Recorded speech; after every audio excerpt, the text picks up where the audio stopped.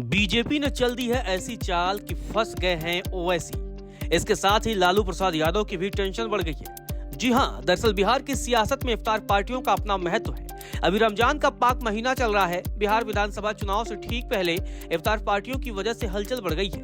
इफ्तार के बहाने सभी राजनीतिक दलों वोटरों को लुभाने में जुट गए हैं। बिहार में लालू यादव से लेकर चिराग पासवान तक के नेता इफ्तार पार्टी दे चुके हैं। लालू प्रसाद यादव की इफ्तार पार्टी के अगले ही दिन भारतीय जनता पार्टी ने अपना दांव चल दिया है। भाजपा ने ऐसा मास्टर स्ट्रोक की घोषणा की है जिससे लालू यादव की बेचैनी तो बढ़ेगी ही, साथ ही ओवैसी का भी बिहार में खेल खत्म होने की संभावना है। जी हां, भारतीय जनता पार्टी ने देश भर में पहली बार करीब 32 लाख गरीब मुसलमानों को बड़ा तोहफा देने का ऐलान किया है। दरअसल भारतीय जनता पार्टी देश भर के गरीब मुसलमानों को ईद के मौके पर तोहफे बांटेगी। देश भर में 32 लाख मुसलमानों को ईद के मौके पर सौगात मोदी किट भेजा जाएगा। ईद पर भाजपा का इस तरह का पहली बार कदम है। इस किट में सेवैयां, ड्राई फ्रूट्स, कपड़े और ईद से जुड़े सामान होंगे। भाजपा का मकसद है कि गरीब मुसलमानों को ईद मनाने में किसी तरह की तकलीफ न हो। बताया गया है कि भारतीय जनता पार्टी के करीब 32,000 पदाधिकारी 32,000 मस्जिदों के संपर्क में हैं। 32 लाख गरीब मुसलमानों को ईद मनाने के लिए सौगात मोदी किट मिलना भी शुरू हो चुका है। ईद के मौके पर भारतीय जनता पार्टी के सौगात मोदी को बिहार चुनाव से जोड़कर भी देखा जा रहा है। बिहार में इस साल के आखिर में चुनाव है। बिहार में चुनावी लिहाज से मुसलमान बड़ा फैक्टर है। लालू प्रसाद यादव की आरजेडी की सियासत ही एमवाई समीकरण पर टिकी हुई है। एमवाई यानी मुसलमान और यादव। इस पर बीते कुछ समय से ओवैसी ने सेंधमारी करने की भी कोशिश की है। इसका नतीजा यह है कि बिहार में अभी ओवैसी की एआईएमआईएम ने पिछले चुनाव में 5 सीटें जीती।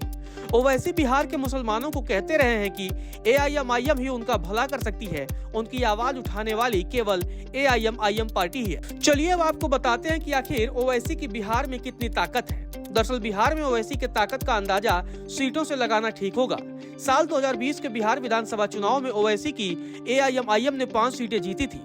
हालांकि बाद में 2022 में इनके 4 विधायकों ने लालू प्रसाद यादव और तेजस्वी यादव की अगुवाई वाली आरजेडी में शामिल हो गए। इसकी वजह से एआईएमआईएम की सीटों की संख्या घटकर महज 1 रह गई। इसीलिए अभी तक एआईएमआईएम के पास बिहार विधानसभा में केवल 1 विधायक है। यह हकीकत है कि ओवैसी ने आरजेडी के वोट बैंक में इसे सेंधमारी की है।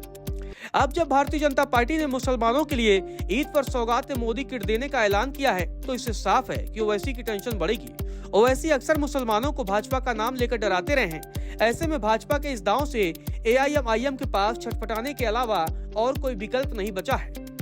आपको बता दें कि बिहार में 18 से 20% मुस्लिम वोटर हैं। ये मुस्लिम वोटर हार जीत में अहम भूमिका निभाते रहे हैं। ऐसे में भारतीय जनता पार्टी जो सौगात दी है यानी सौगात मोदी दी है उसका सियासी असर भी होगा। सियासी पंडितों का मानना है कि बिहार के मुसलमान लालू यादव को वोट करते हैं, बचे खुचे ओवैसी की तरफ चले जाते हैं। मगर अब ईद पर भारतीय जनता पार्टी का तोहफा देकर अपनी छवि बदलने की कोशिश में भी पार्टी जुट गई है। इसका असर चुनाव में भी देखा जा सकता है। वैसे भी भारतीय जनता पार्टी का यह कदम ऐतिहासिक भी है। ऐसा पहली बार है जब भारतीय जनता पार्टी ईद पर मुसलमानों को सौगात देने जा रही है। ऐसे में तय है कि बीजेपी के इस कदम से बिहार चुनाव में खलबली मचेगी।